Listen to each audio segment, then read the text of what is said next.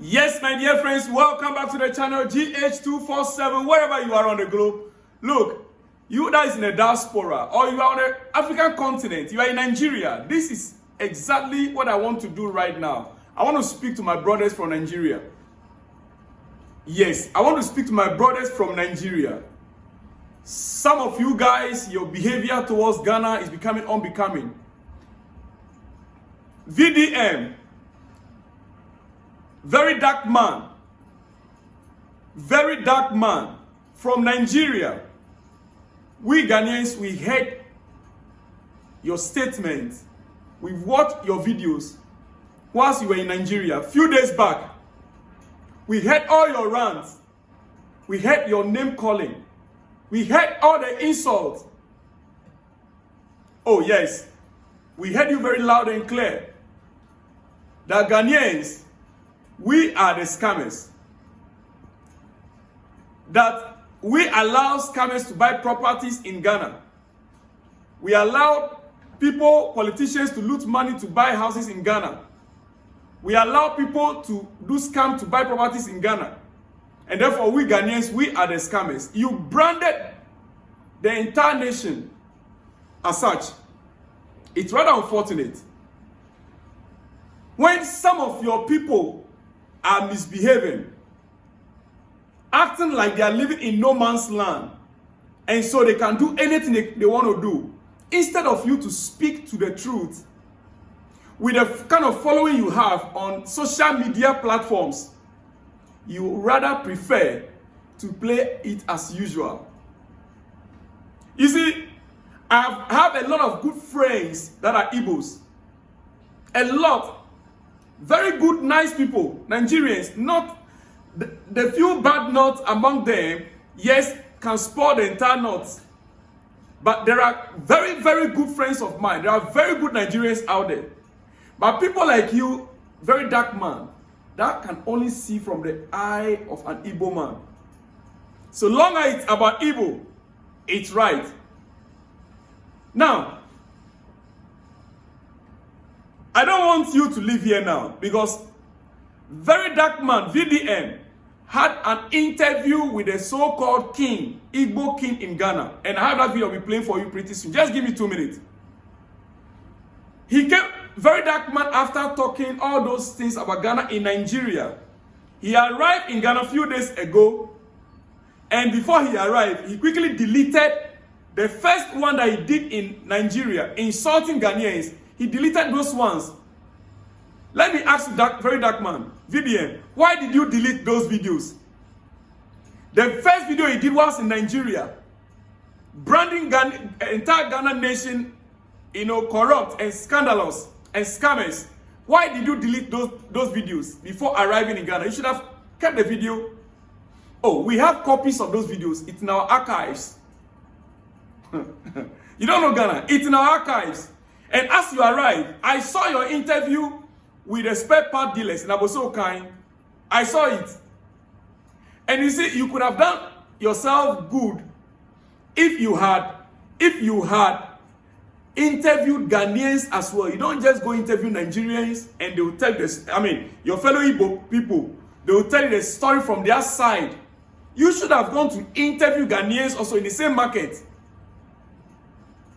I have one other video that I'll be playing later on. I'll be showing you guys later, maybe my next video, about another Nigerian who spoke sense. You don't import goods into the country as a wholesaler. You supply the citizens that are expected to do the retailing. According to the law, a foreigner cannot retail. A foreigner can bring in as a wholesale.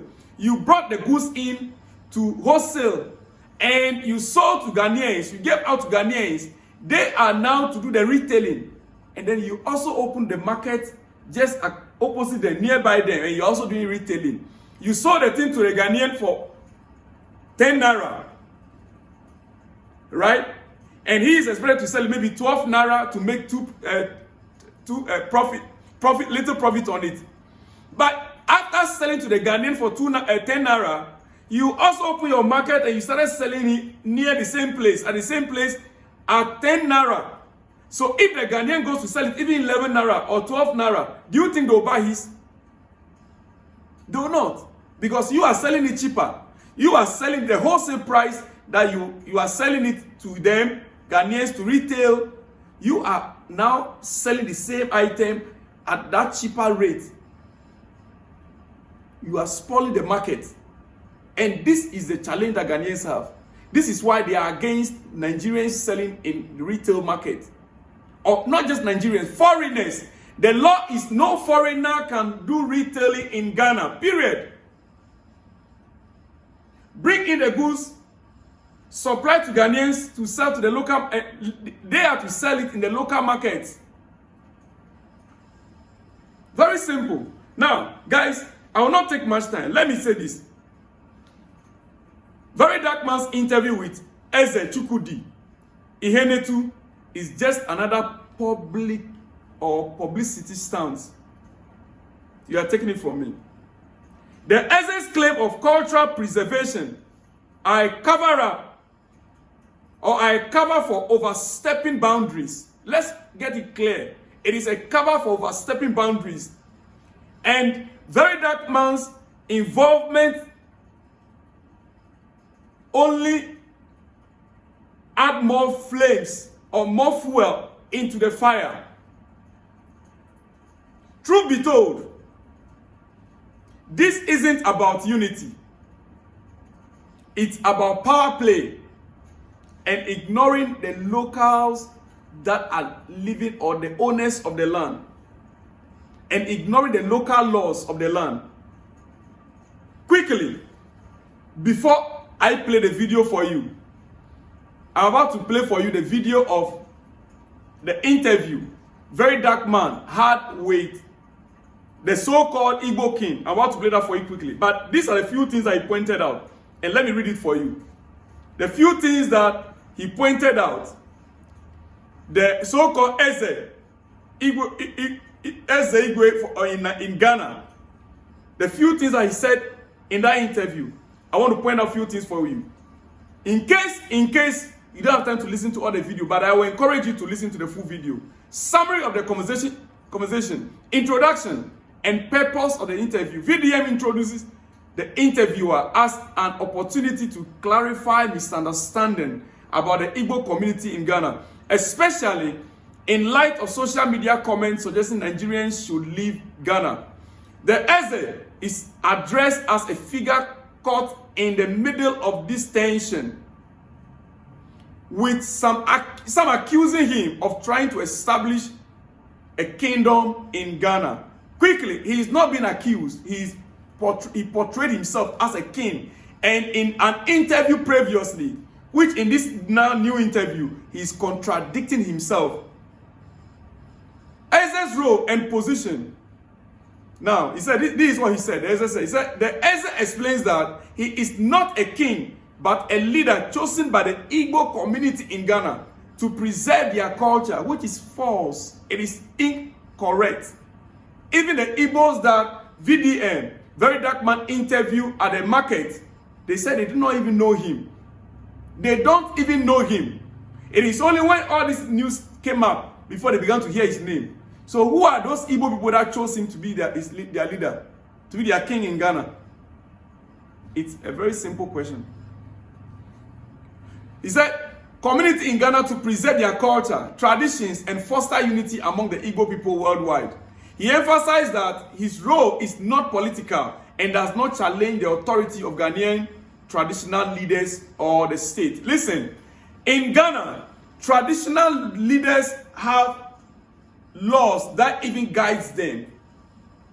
As a traditional leader, you have to be recognized by your community, your town, your village, wherever you are from, and your throne will be gazetted and well documented. That is why we have what we call National House of Chiefs. National House of Chiefs, of course, which even the government that establishes it by law, we have a minister of state in charge of that. Let me ask you, as a Igbo or whatever you call yourself, of Nigeria, of Ghana, did you gazette your throne? Were you gazetted? Are you recognized by the National House of Chiefs? Now, cultural preservation, and political ambition. The essay clarifies that the purpose of his leadership is to teach Igbo culture, support business activities, and ensure peace and love among the community members. He denies any intention of establishing a kingdom or challenging Ghanaian sovereignty, stating that such thoughts have never crossed his mind. You see, yet at the end of this interview, you listen to him carefully. I'm ending it here. You hear when he says that the thought came in 2013. They planned it in 2013. He wanted to buy the land in 2013. Unfortunately for him, the location, the chief that wanted to sell the land for him, realized that no, that particular land is under litigation, and so the land could not be sold to him. Otherwise, he would have bought the land. Otherwise, he would have started a project. It is something which he planned of, he thought of. Why is he now saying that he never thought about it? Guys, I want you to watch him by yourself. The so-called Igbo King. I'll see you guys all in the next one. Shalom. It's going to be a chit-chat between me and the Eze Igbo in Ghana. It is to clear a lot of things that is going on online and what we have been hearing. And also, I think I'll be speaking on behalf of a lot of Ghanaians because of the comments I see on social media. So I have a lot of questions to ask. Now, the video recording going on, I don't edit my videos, I just post them direct. And I'll be very, very thorough with answering my question. Thank you very much. So I want to believe, as a Igbo in Ghana, that you have been seeing what is going on social media, where some persons and some group of people posted a protest saying Nigerians must leave. And some way, somehow, your personality, your position is caught in between all of this. They say, oh, there's one man, is the king in Ghana, trying to take over Ghana, establish a palace where they already have a king. Practically, they are saying you want to take over Ghana. And for this reason, it is threatening the stay and the business of a lot of Nigerians as what they put on the media. Now, this whole thing is just to let Ghanaians know that, okay, this is what it is, this is not what it is. And for our own Nigerians that are in diaspora and in Nigeria.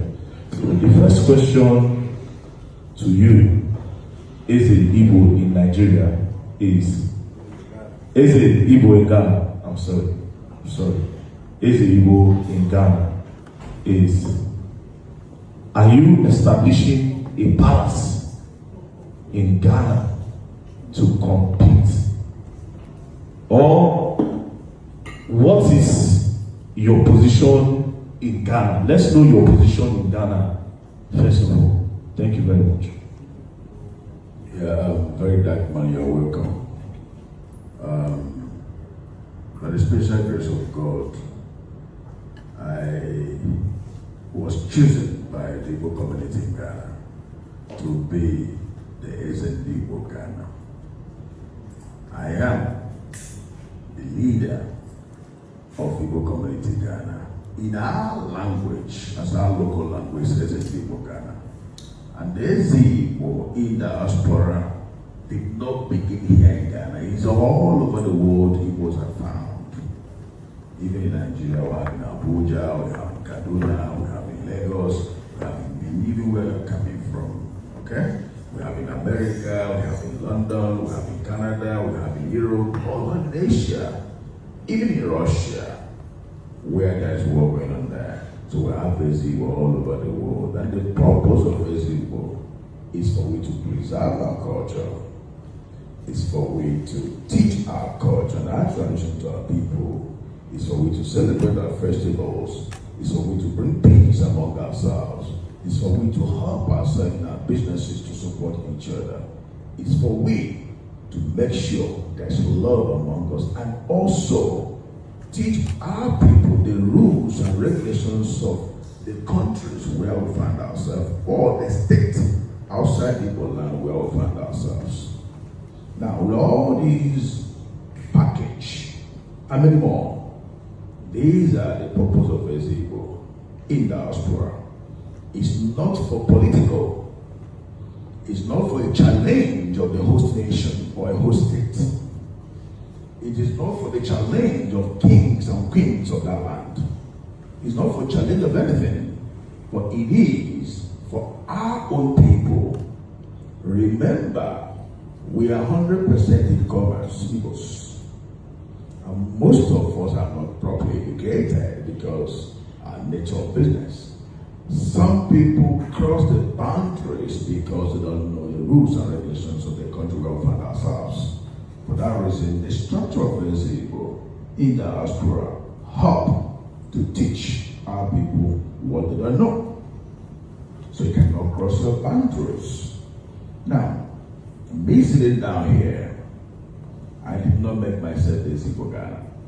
My people choose me and made me the Igbo of Ghana. And this is my 13 years of this from here. 13 years of hard work, 13 years of struggling, 13 years of peacemaking, 13 years of promotion, and 13 years of bringing the two nations together in terms of culture and tradition. So, sitting down here is not about my power, but the power of the people, but ordained by God. Now, going to your question, my purpose here is not a purpose to challenge the traditional authority of the nation. And I have never, or we have never, the Igbos in Ghana, ever think or had a thought of building a kingdom in Ghana. Nothing like that. We've never had this thought before. We've never even think about it. We've never even acquired any piece of land for kingdom. What we did was exactly what's happening now in Ghana. You were in the market yesterday. I want to help you so that your questions will be great for you. That's why I'm giving you a nice trip yesterday. You were in the market yesterday. Based on Nigerian shops that were locked in the market. This is exactly what happened in 2013. When President Mahama, a competent president here in Africa and around the world, came into office newly as elected president after the death of his boss, Makamels.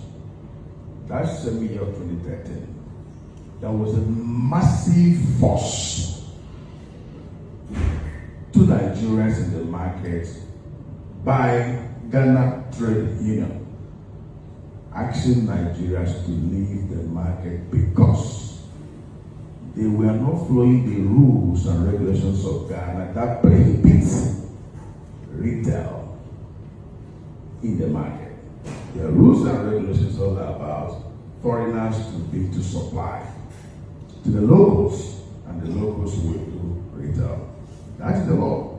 My father in the law, T.D. Joshua, said you should know the root of the problem before you can solve it. That is the law. And when you prohibit any law, or when you did not follow up any law, the law will hold you. Now, that is the law. But we see ourselves that we are West Africans. West African treaty govern and governs every one of us. So believe free goods, free whatever, blah, blah, blah, blah, blah. Border crossing and all that. We see it as an opportunity for we also to go into retail trade. Most of us that started coming here early 30, 40, 20 years ago, we are massively in supply. But I will tell you one thing.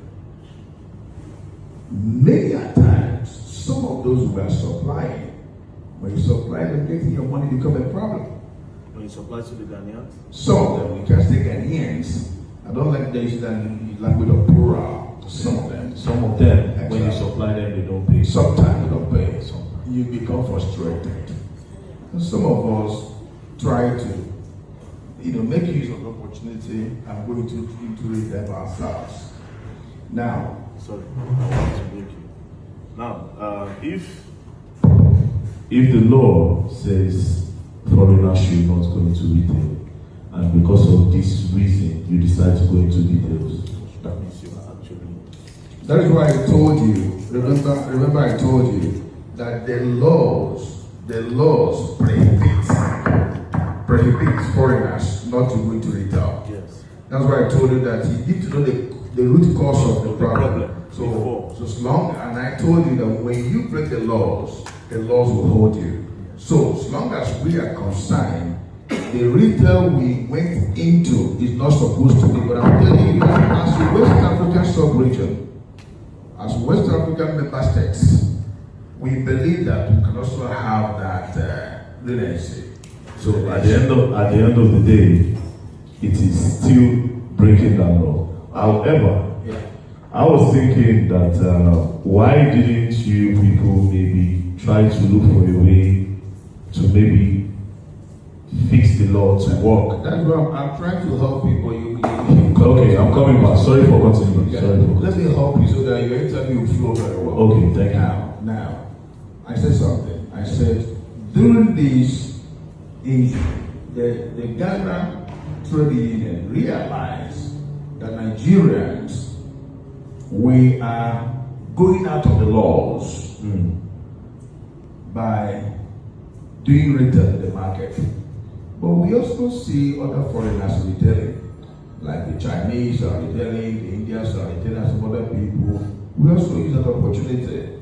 Now, we also see ourselves as West African member states that we can also go in there. Looking at the trade laws of Ghana, that you should have equity of maybe $1 million. Before it was $300,000 during COVID time. During this time, they move it to $1 million as equity. You can trade and all of that. But then it's not everybody can afford this. Okay? So if you have $1 million, maybe you let it be in Nigeria to trade and all that. So along this process, our shops were locked. That's 2013. Just your shops or other people that also... These are Nigerians. Just Nigerians. Nigerians. Because you mentioned that other nationalities like the Chinese were Just also... Nigerians. Okay. Only Nigerians. 2013. It was massive. You can go to the internet and check it. So along this period, myself and some of our elders, we engaged meetings, several meetings, with the Minister for Trade and Industry then. In and out meeting. In one of the meetings, some of the executives advised us, saying, well, take your people, you guys should go and build a mall so that you will move out of the local market and do your trade business in the mall. He made a reference of Accra Mall. Foreigners are there retailing because it's a mall. Because the trade law is talking about local market. But it did not prohibit you not to be in a mall. Then we sat down. What do we do? Then that is how we started thinking, which area can we acquire land for mall? Then that is how we thought about Aflawo Road. That's the road we come from. The Ecowas Road, that's the road you can go home from Ghana to Aflawo. That's go and all that. We think about that way. And there is this village called Odingo. From our NGO far back 2007, 2008, we built a school for that village. The king is a friend to us. So we went to him to tell him our vision. Your Majesty, we want to get a land for Igbo Mall. And he has been telling us to come and buy land for development and all that. Now opportunity has come. The last we were there is 2007, 2008, after we finished the school. Now 2013, many years ago after that. Then conversation gives birth to ideas. We're discussing about the land. We to purchase land for mall. And that discussion, what ran into our mind is if we build mall along this road, the distance from the town is so much, we might not be able to have that patronage. Let's do it like Chinese town. Let's do it like a community. Let's do it like a village where we can come, acquire land, build houses, and have a community where we can do business. Just like Chinatown. Just like Chinatown. This came in our mind. We'll quickly have that chat with the king. The king was happy because that would bring development for him. Now, he offered us, okay, and we can even give you guys 200 acres of land. You pay installment. Say, Your Majesty, no, it's too much. Give us like 50 acres. so we can pay gradually. And that was beautiful discussion, beautiful deal. He asked his boys to go with us to the land. We saw the land, beautiful land, green area. We took pictures and videos. Went back to the king to tell him, yes, we're happy, we love the land. Then we discussed the price and the modalities of payment. We agreed to pay every 3 months. We came back. Just like you came here, a week after, Crystal TV came here for conversation, for discussion, for interview. And they want to know, and I'm not enough to 1 year on the throne as of that time. They want to know my plans, my vision, what I want to achieve for Igbo people, for Nigerians. Along those interviews, I now told him, we've even acquired 50 acres of land where we want to build Igbo village. I'm an architect. I designed this house, I designed that, I built. Oh, yeah. This house is not a palace that was given to you. This is a house that you built. It's my home. This is about 19 years old building. So the house is older than you on the throne. Yes, I had this house before the throne. When were you inaugurated or coronated? 2012. When did you build the house? Long ago, 19 years ago, changing now. So this is not like you didn't build this to make it a palace. No. You built it as a whole. My residence. And before God gave me the opportunity to lead my people as a Igbo of Ghana. It is actually an intimidating place, actually. It is not. It is beautiful. It's a good place. But sorry to cut you. Okay. So, God is a master planner. I didn't know I'm going to be the Igbo leader in Ghana. But God designed the house like this. So he did it like that. He knows what he's going to be for future. I've never dreamed, I've never thought of being a king or being a chief. I mean, being a Igbo, being a leader or whatever. All I know, I am a successful businessman to the glory of God. Thank God for that. Now, along this process, they came for interview and they want to know my plans and my visions, and I told them, I said, look, we have acquired 50 acres of land where we want to build Igbo village. The definition of village and kingdom is different. Yes, Google it, check it. Different meanings of kingdom and village. Now, this was 12 years ago, the interview. If you look at my physical appearance now and the physical appearance of that video, you can see how young I was then. 12 years ago video. Now, 3 months after, the elders and I went back to the king to pay for the land. The king told us, Igwe, hold your money. There is litigation over the land. Hold it. When we finish the litigation, you guys can come to pay. We keep going there toward 2013. At the same time, we are solving the problem with the Guta. Through this office of my elders, we were able to assemble the Guta president and all his executives around the entire region of Ghana. We held a meeting with them in the office in Accra, and we were able to have, a pathway. So throughout 2013, we could not get the land, we keep going there. 2014, we keep going there. The land did not work. Now, we forget about that vision. We have settled our problem with the Guta. The land is not working out, then we left the vision. Till today. No piece of land was acquired. No plot of land was acquired. For that vision, we left it. So you would say the whole thing of you building a kingdom or a village was something of maybe 12 years ago. It was a dream that later just dissolved on its own. It is a dream, not just me, but the community. Not me to come and build a village. It's for the community. If you've been listening to that video properly, I said how the village will look like. I also said Igbos will come to acquire land. We're going to have high rises over here. We're going to have shops, market, and all that. It is a vision that will come together to conceive a vision that came out of circumstances that you are seeing today. Okay. Okay? Okay. So I'll go to my next question.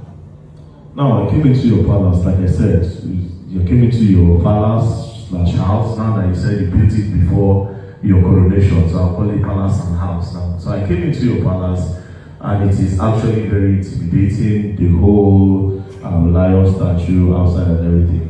Do you think you are doing too much with all of this, or would you say it is in your personality to just feel at home, and anywhere you have, you just feel like I will make it nice to my taste? Because I want to believe that maybe some of these our Ghanaian brothers, maybe when they pass this place and they see how we look, maybe they feel like, okay, I think he is doing too much, because they say it's that you are actually doing too much. So would you say how you carry yourself and how everything is, would you say you are indirectly challenging them? Because you might not directly challenge them, but maybe unconsciously it's an indirect challenge that is making them feel somehow.